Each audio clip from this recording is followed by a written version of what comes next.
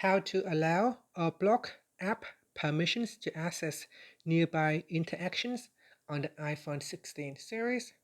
First, let's return back to the home screen by swiping up at the bottom of the screen. Then on the home screen, tap on Settings. Now from the main settings page, we then scroll down and then tap on Privacy and Security. After that, we then scroll down and then tap on Nearby Interactions. Now in here it said Nearby Interaction uses ultra-wideband and Bluetooth to precisely measure the distance between your iPhone and other devices or items.